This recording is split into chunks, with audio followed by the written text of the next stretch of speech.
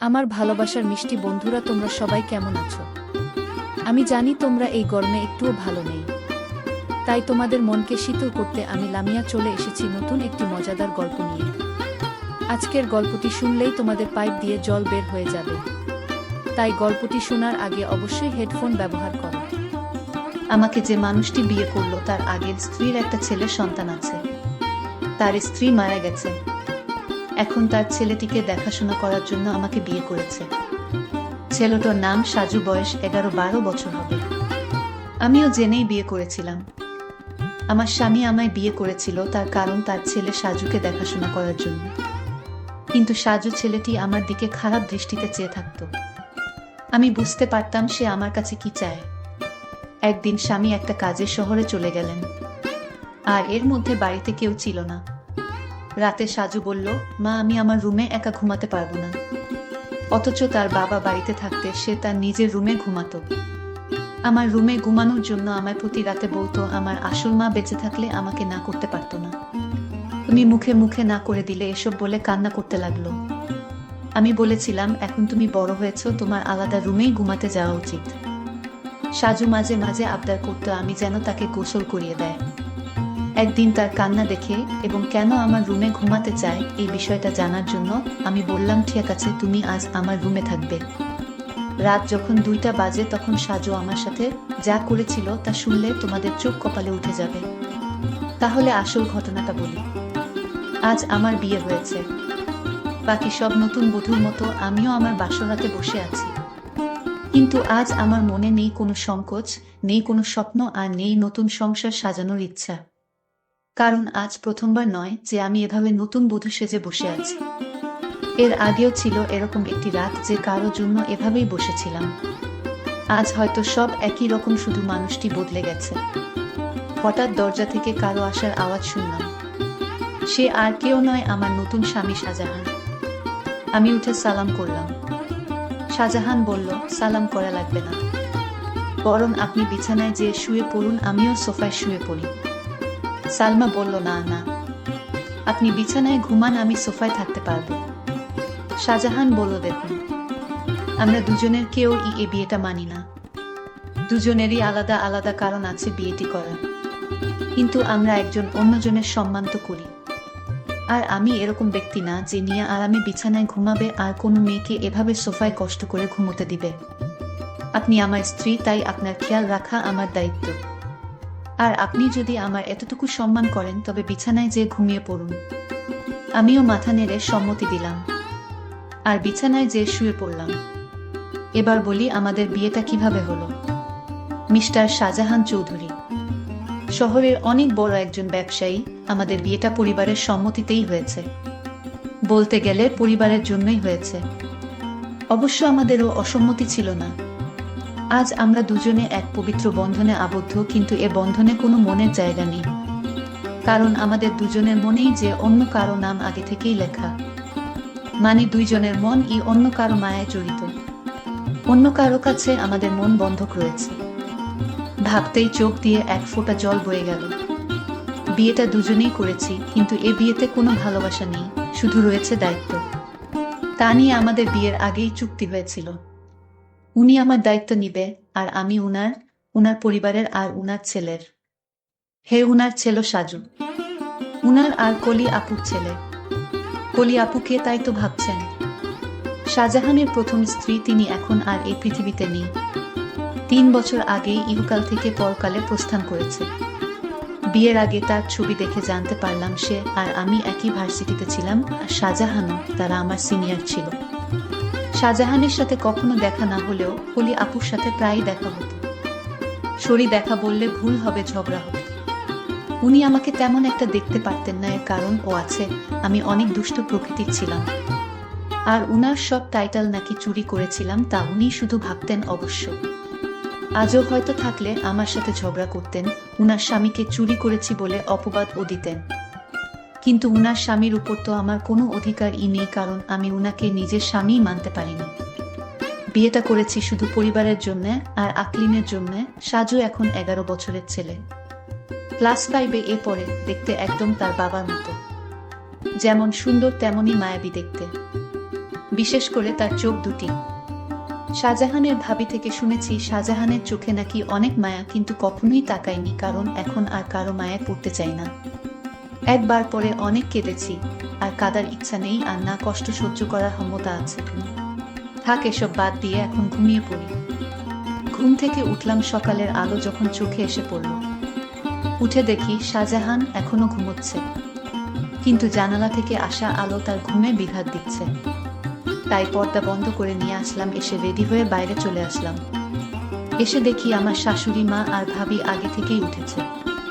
মা, আরে বৌমা তুমি এত সকালে কেন? সালমা বলল, আসলে মা ঘুম ভেঙে গিয়েছিল তাই। ভাবির তা ঠিক আছে, কিন্তু আমাদের নতুন বউ, না কোনো সাজ না কোনো গয়না। যাও পরে আসো। ভাবি, আসলে আমার সাজা পছন্দ না। ভাবি বলল, জানি, তাই তো গতকাল নিজের বিয়েতেও সাজনি। মা বলল, বিয়েটা কি তেমন ভাবে হয়েছে নাকি তোর দেবরের জন্য কিছুই করতে পারলাম না? ভাবি বলল, থাক মা, বাদ দেন। মা, আর আমাদের নতুন বউ তো এমনিতেই চাঁদের টুকরা, ওর সাজা গুজা লাগবে না। ভাবিস আমি বুঝি সুন্দর না? মুখ গোমরা করে মা বলল, তুইও খুবই সুন্দর। কিন্তু মা জানো, আমি ছেলে হলে ঠিকই আমার দুই ভাবির প্রেমে পড়তাম। পিছন থেকে এসে মাকে এসে বলল, ভাবি বলতো ছোট ভাবির প্রেমে পড়তি। অবশ্য আমিও পড়তাম, আমার জালটা এতই সুন্দর। সবাই হাসাহাসি করতিসে। সালমা বলল, মা আমি আপনাদের জন্য চা বানিয়ে আনি। মা বলল, আরে না, তুই বস, আমরা সব করব। সালমা বলল, মা আমার ভালো লাগে না এমনি বসে থাকলে। মা কিন্তু। সালমা, প্লিজ মা।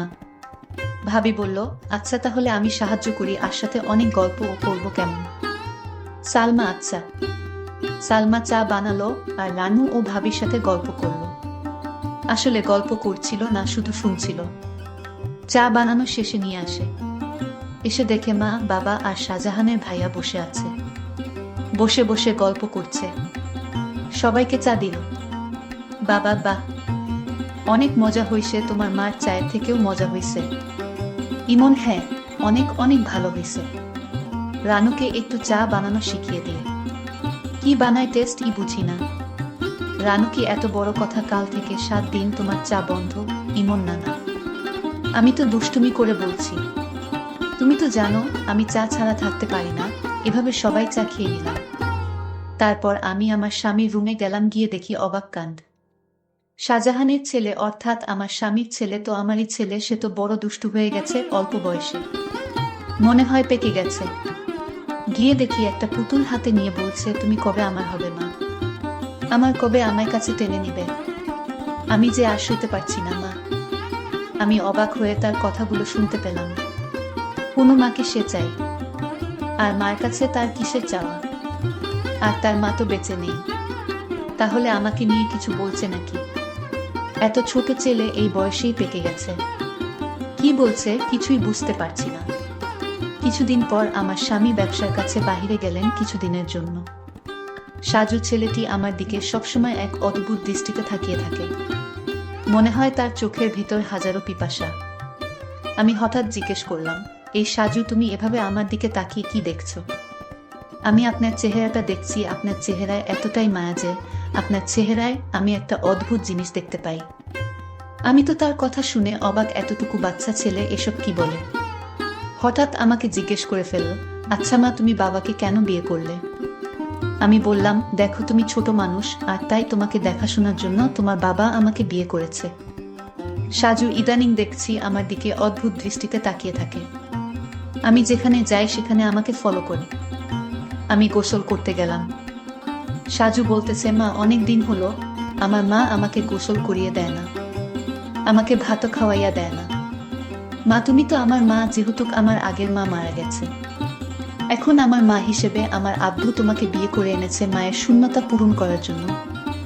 মা, আমাকে তোমার হাতে গোসল করিয়ে দাও। আমি বললাম, দেখো সাজু, তুমি যখন ছোট ছিলে তখন তোমার মা তোমাকে গোসল করিয়ে দিত, আর এখন তো তুমি বড় হয়েছ, তুমি নিজ হাতে গোসল করতে শিখো। আর তুমি এখন বড় হয়েছে, তাই এখন আর আমি তোমাকে কিভাবে গোসল করিয়ে দেয় তুমি নিজেই করতে পারবে বাবা। থাক মা, পর কখনো মা হয় না। আমি বুঝতে পারলাম আমাকে তোমার কোনো হেল্প করতে হবে না। এই বলে সাজু চলে গেল। আমি চিন্তা করলাম আমার কি কোথাও ভুল হয়েছে, আমি তো এখন তার মা, আর তাই মা হিসেবে আমার কর্তব্য পালন করা উচিত ছিল। কিন্তু সাজু তো তার বাবা বাড়িতে থাকাকালীন আমার হাতে গোসল করতে চাইতো না। আজ বাড়িতে তার বাবা নেই। আসলে কারণটা কি? বিষয়টা আমি কিছুই বুঝতে পারছি না। এসব ভাবতে ভাবতে রাতের রান্না শেষ করে আমার রুমে গিয়ে সাজুকে ডাক দিলাম। গিয়ে দেখি আমার একটা ছবি হাতে নিয়ে ছবিটির সাথে কি যেন বলছে, আর ছবিটির সাথে এক অদ্ভুত আচরণ করছে, আর বলছে আমার মনের আশাটুকু কবে পূরণ হবে মা। সাজু চোখের পানি ছেড়ে কান্না করছে আর বলছে। আমি ডাক দিলাম, সাজু তুমি কান্না করতেছো কেন, তোমার কি হয়েছে? কিছু হয়নি মা, আমি আসছি, তুমি যাও। আমি এক গভীর চিন্তায় পড়ে গেলাম। সাজু আমার কাছে কি চায়? তার দৃষ্টিভঙ্গি আমার কাছে স্বাভাবিক মনে হচ্ছে না। সাজু খেতে বসলো আর তার মাকে বলতে লাগলো, মা আজ রাত আমি তোমার রুমে ঘুমাবো। আমার ওই রুমে একা একা ঘুমাতে ভয় লাগে। আমি বললাম, সাজু তুমি এখন বড় হয়েছ, তোমার ভয় পাবার কথা না, তুমি তোমার রুমে ঘুমাও, কিছু হবে না। সাজু আমার কথা জবাবে বলল, আরে মা, আমার আসল মা যদি বেঁচে থাকতো তাহলে এভাবে মুখে মুখে না করতে পারতো না। আমার সব ইচ্ছা আমার মা পূরণ করত। আচ্ছা সাজু, তোমার কাছে একটা প্রশ্ন, তোমার আব্বু যখন বাড়িতে ছিল তখন তুমি তো তোমার এসব আবদারের কথা বলতে না। এখন তোমার আব্বা বাড়িতে নেই আর এখন তোমার অনেক আবদারের কথা বলছো কেন বাবা? মা তুমি আমার কষ্ট বুঝবে না? আমি তো কিছুই বুঝি না, সব তুমিই বুঝো। এসব কথা বাদ দিয়ে এখন ঘুমাতে যাও, রাত অনেক হয়েছে। সাজু চোখের পানি ছেড়ে তার রুমে চলে গেলেন, আর আমি শুয়ে শুয়ে সাজুর আবদারের কথা ভাবতে লাগলাম। সাজু আমার রুমে ঘুমাতে চায়, তার নাকি নিজের রুমে থাকতে ভয় করে। আবার বলে তাকে গোসল করিয়ে দিতে, আমার ছবিটি হাতে নিয়ে ছবিটির সাথে গুনগুনিয়ে কি জানি বলে। না, আমি কিছুই ভাবতে পারছি না। এসব ভাবতে ভাবতে আমার কিছুতেই ঘুম আসছে না। হঠাৎ সাজুর রুমে একটা আওয়াজ শুনতে পেলাম। আমি জানালা দিয়ে উকি দিয়ে দেখি ছবিটি হাতে নিয়ে ছবির সাথে এক অন্য রকম আচরণ করছে, আর মাঝে মাঝে হাসছে, আবার কান্নাও করতেছে। আমি এসব ভাবতে ভাবতে পাগলের মতো হয়ে গেলাম, কিছুতেই ঘুমাতে পারছিলাম না। কিন্তু হঠাৎ আমার মাথায় একটা বুদ্ধি এলো। আসলে সাজু আমার কাছে কি চায় তাই আমার জানতে হবে। তাই আমি সিদ্ধান্ত নিলাম, আমি আমার রুমে তাকে থাকতে দিব, আর আমি ঘুমাবো না, ঘুমের ভান করে থাকবো। তাহলেই বুঝতে পারবো আসলে সাজু আমার কাছে কি চায়, তা স্পষ্ট হয়ে যাবে। তারপর দিন আমি সাজুকে বললাম, সাজু আজ তোমাকে আমার নিজের হাতে খাবার খাইয়ে দিব, তুমি খাবে না? না মা, আমি তোমার হাতের খাবার খাবো না, কারণ তুমি আমার আবদার পূরণ করো না। ঠিক আছে বাবা, তোমার সব কথা রাখবো, তুমি এবার আমার হাতে রান্না করা খাবার খেয়ে নাও। সত্যি বলছো মা? হুম সত্যি, 3 সত্যি। এবার সাজু খুশি হয়ে সে আমার হাতের খাবার খেলো। ঠিক আছে বাবা, তাহলে তোমার আজকে তোমার রুমে থাকতে হবে না, তুমি আমার রুমে ঘুমাবে, কারণ আমি এখন বুঝতে পারছি ওই বড় রুমে থাকতে তোমার ভয় লাগে, তাই না? হুম্মা, তাহলে তুমি আমার কষ্টটুকু বুঝতে পেরেছো মা। তারপর সাজুর বাবার ফোন আসলো, সে ফোনে জানিয়ে দিল আমার আসতে আরো 2-4 দিন দেরি হবে, তুমি ছেলের প্রতি খেয়াল রেখো। আমি মনে মনে একটু খুশিই হইলাম, কারণ যদি আমার স্বামী এসে পড়তো তাহলে সাজু আমার কাছে কি চায় তা হাতে নাতে ধরতে পারতাম না। ভালোই হলো। তারপর রাতের খাবার খেয়ে সাজুকে ডাক দিলাম, সাজু তুমি আমার রুমে আসো, আজ তুমি আমার রুমে ঘুমাবে। শুধু আজ নয়, যতদিন তোমার বাবা আসবে না, ঠিক ততদিন পর্যন্ত, বুঝলে? লক্ষ্য করলাম সাজু অনেক খুশি হয়েছে। তারপর রাতে ডিনার করে আমি ঘুমের ভান করে শুয়ে রইলাম। এইদিকে সাজুও শুয়ে পড়ল। রাত যখন 3টা বাজে তখন দেখি সাজু ধীরে ধীরে বিছানা থেকে উঠে পড়ল। তারপর হাত দিয়ে সিউ হলো আমি ঘুমাইছি কিনা। তারপর ধীরে ধীরে আমার কাপড়ের আঁচলটা বের করলো, কারণ কাপড়ের আঁচলে আমার ঘরের আলমারির চাবি ছিল। আমি যেন টের না পাই, আর তাই সে ধীরে ধীরে চাবিটা আঁচল থেকে তার হাতে নিয়ে নিল। তারপর আলমারিতে থাকা তার মায়ের স্বর্ণ গহনা ছিল, আর আলমারিটা খুলে সকল স্বর্ণ অলংকার সে একটা শপিং ব্যাগে নিয়ে নিল। ব্যাগটি তার রুমে নিয়ে রেখে আসলো। তারপর আঁচলে চাবিটা বেঁধে রেখে দিল। তারপর ঘুমিয়ে পড়ল। আমি ঘুম থেকে জেগে উঠি, এটা কি করলো? এতটুকু একটা ছেলের সাহস দেখে আমি অবাক হচ্ছি, সে সব স্বর্ণ অলংকার চুরি করলো। আর এই বয়সে তার এত স্বর্ণ বা টাকার দরকার কেন? আমি তাকে কিছুই বলিনি। সকালে উঠে সাজু বলল, মা, তাড়াতাড়ি খাবার দাও, আজ একটু জলদি স্কুলে যেতে হবে। ঠিক আছে, আমি নাস্তা দিচ্ছি, নাও খেয়ে স্কুলে যাও। সে তাড়াহুড়া করে খাবার খেয়ে ব্যাগটি নিয়ে ঘর থেকে বের হতেই আমিও তার পিছু নিলাম। তারপর দেখলাম একটা স্বর্ণের দোকানে গিয়ে স্বর্ণগুলো বিক্রি করে দিল।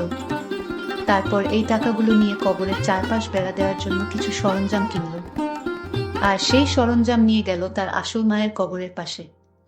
আর মায়ের কবরের চারপাশে বেড়া দিয়ে কবরটাকে সুন্দর করে তুলল, যেন গুরু ছাগল যেতে না পারে।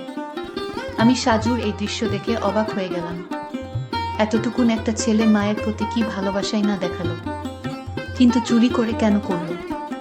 পরে আমি সাজুকে বললাম, বাবা, আমি তোমার সব কার্যকলাপ দেখেছি, তুমি চুরি করলে কেন? মা, তুমি জানো এই গহন আমার মায়ের টাকা দিয়ে কিনা। আমার বাবা আমার মাকে অনেক কষ্ট দিয়েছে, আর তাই আমি আমার মায়ের সম্পদ বিক্রি করে মাকে দিয়ে আসলাম। ভালো করিনি মা। বাহ সাজু, তোমার মতো সন্তান যদি প্রতিটি ঘরে ঘরে থাকতো, তাহলে পৃথিবীটা অনেক সুন্দর হয়ে যেত। মায়ের প্রতি এমন ভালোবাসা দেখে আমি মুগ্ধ হলাম। সকল দর্শকদের উদ্দেশ্য করে বলতে চাই, যাদের মা বেঁচে আছে তাদের খেয়াল রেখো, তাহলে দুনিয়া আখিরাতে শান্তি পাবে, সফল হবে। বন্ধুরা, আজকের গল্পটি কেমন লাগলো তা কমেন্ট করে জানাবে। আর তোমরা কোন ধরনের গল্প পছন্দ করো তাও কমেন্ট করে জানাবে। সকলে ভালো থাকবেন, দেখা হবে নতুন কোনো ভিডিওতে। ধন্যবাদ।